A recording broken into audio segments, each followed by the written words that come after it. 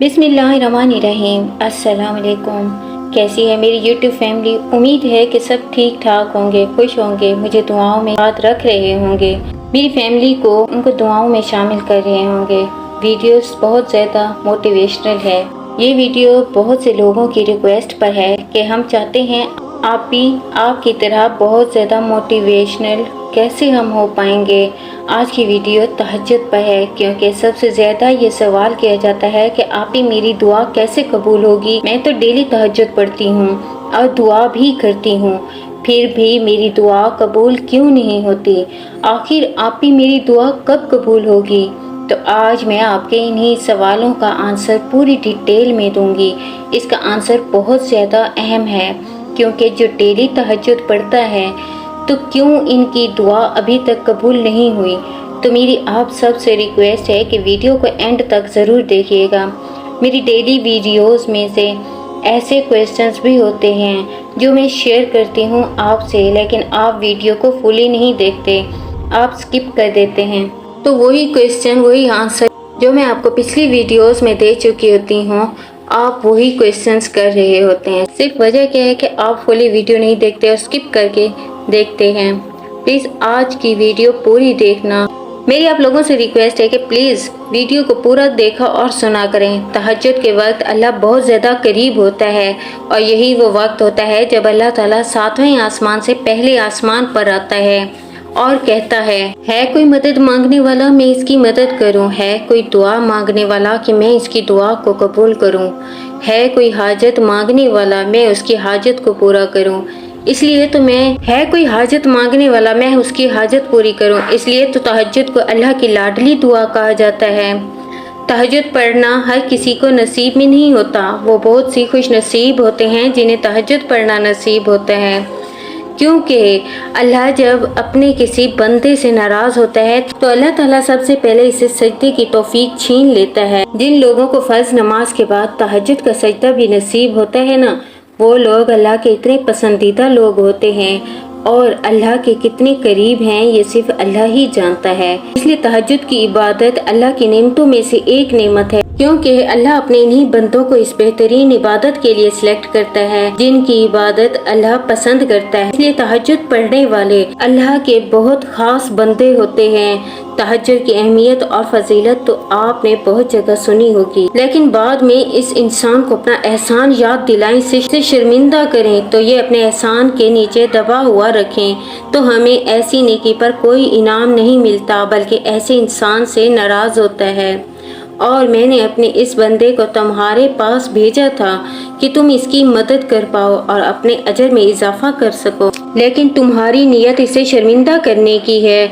अगर कोई इंसान इस काबिल है कि वो इसकी मदद कर सके तो ये इसका अपना कोई कमाल नहीं, बल्कि ये अल्लाह की तरफ से इसे दिया हुआ इनाम है।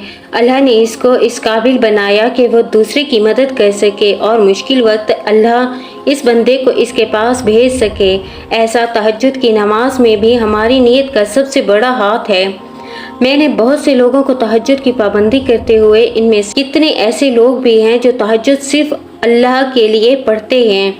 अल्लाह इनके हाथ उठने से पहले ही इनकी दुआओं को कबूल कर लेता है। लेकिन आजकल लोग तहज्जुद इसलिए अदा करते हैं कि अल्लाह हमारी ये ख्वाहिश पूरी कर दे, या अल्लाह हमारी वो ख्वाहिश पूरी कर दे।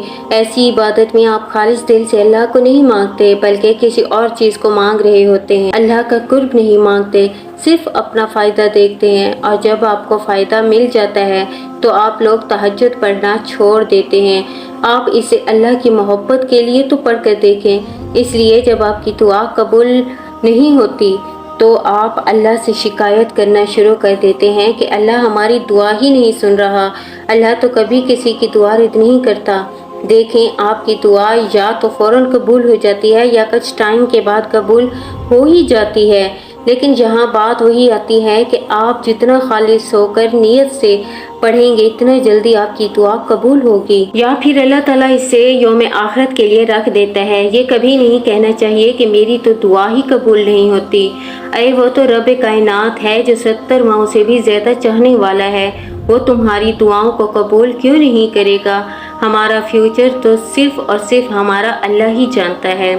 तहज्जुद की नमाज तो अल्लाह के करीब होने का ज़रिया है, इसे खालिस अल्लाह के नज़दीक होने के लिए पढ़े।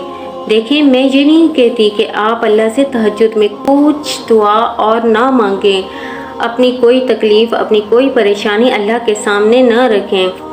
आप अल्लाह से मांगें, जो मांगना है आपको, जो बताना है, जो सुनाना है, आप अल्लाह को बताएं, अपने दिल का हाल सुनाएं।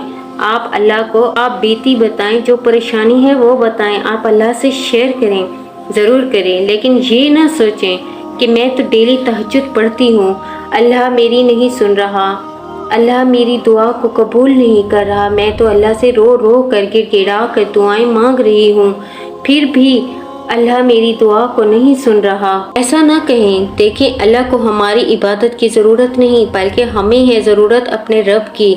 हमें अपने अल्लाह की ज़रूरत है। अल्लाह को बताएं कि ए अल्लाह, मैं तेरी मोहब्बत में तहज्जुद की नमाज अदा करती हूँ या करता हूँ, आपकी मोहब्बत में इस वक्त जागती हूँ या मैं जागता हूँ। अल्लाह पर एहसान लगा कर नहीं, बल्कि अल्लाह से मोहब्बत करके उससे मांगें, अल्लाह ज़रूर देगा। अल्लाह से मांगें, जितना मांगेंगे वो देगा। वो तो खुद कह रहा है कि है कोई मांगने वाला जिसे मैं दूं, इसके पास किसी खजाने की कमी नहीं है। आप जो अल्लाह से मांगते हैं, अल्लाह इसे दे देता है, तो शुक्र अदा करें। अगर नहीं मिलता तो भी शुक्र अदा करें, अगर नहीं मिलता तो भी शुक्र अदा करें। हमारा बार बार ये कहना कि हमें ये चीज़ नहीं दी, दुआ कबूल हो गई या नहीं, बस नाशुक्री ना करें। अल्लाह को नाशुक्रा इंसान बिल्कुल पसंद नहीं है। इसलिए आज से पक्की नियत कर लें कि आपकी सारी इबादत खालिस अल्लाह की रज़ा के लिए, इसकी मोहब्बत के लिए, अल्लाह के कुर्ब के लिए है। जिस दिन आपको अल्लाह की मोहब्बत हासिल हो गई ना, जिस दिन अल्लाह आपसे राज़ी हो गया ना, फिर देखना अल्लाह कैसे मुआजिज़ात से नवाजता है, क्योंकि मुआजिज़ात अल्लाह इनको दिखाता है जिनसे अल्लाह राज़ी होता है। कि जिस दिन अल्लाह की मोहब्बत हासिल कर ली ना, तो उस दिन सब हासिल कर लिया। इंसान तो सिर्फ अपना फ़ायदा सोचता है, अल्लाह अपना फ़ायदा नहीं बल्कि हमारा फ़ायदा देखता है। अभी वक्त है और आएँ अपने रब के पास, अपने रब से मांगें, वो देगा। अल्लाह से दुआ है कि अल्लाह हम सब को गलत नीयतों से, गलत रास्तों से बचाए। अल्लाह पाक आपकी और हमारी हर जायज़ दुआ को कबूल फरमाए, इसमें हमारी, हमारे अहले खाना की बेहतरी हो। जो रिस्क की परेशानी में मुब्तला हैं, अल्लाह पाक इन्हें बेहतरीन रिस्क हिलाल अता फरमाएं।